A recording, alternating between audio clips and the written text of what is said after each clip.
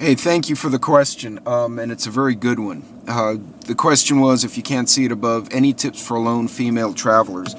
I'd start, first and foremost, do your homework before you leave the house. Know where your starting point is, where your destination is, what your route's going to be. Tell at least two people that you know where you're going and what route you should be taking, and should that route get blocked, what your alternate route would be. If you're really concerned, I'd also recommend the check-in, where you tell someone, hey, when I hit such and such place, I'm going to call you. For example, between Dallas and Houston are a couple of nice towns. You have the Woodlands, you have Huntsville, you have a couple others on the route. You could stop, say, at Huntsville, which is almost midpoint, and say, hey, when I get to Huntsville, I'm going to text you or call you and let you know that I'm okay, or even FaceTime the person. Another thing you can do is to send your location to someone you trust. For example, you're going to visit a friend, share your location on your phone with that person so they can see where you've been and where you are.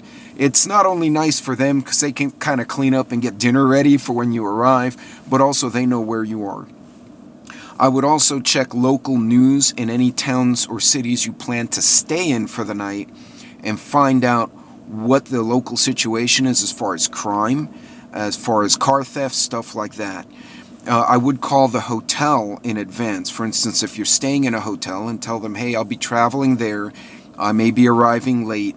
Do you have amenities for food delivery? That way you're not showing up tired, dropping your bags in the hotel, and now you're driving around a strange area looking for something to eat. The hotel can give you some recommendations on delivery or a good restaurant that they would recommend so that you can eat in the comfort of your room while you unpack. A lot of hotels now also have a little restaurant or bar in there.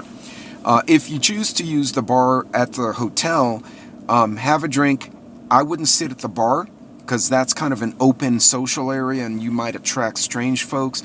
I would kind of sit at a table where a waitress has to come to you, and technically no one has any business coming to you at your table because it's your table. You're not at the open bar where you might attract unwanted attention. As always, I would recommend definitely any kind of self-defense training. If you can get yourself licensed, or if you are legally allowed to own defensive items in your state, I would encourage you to not only do so, but to train with them. Do things like clearing jams, drawing from your holster or your concealed place.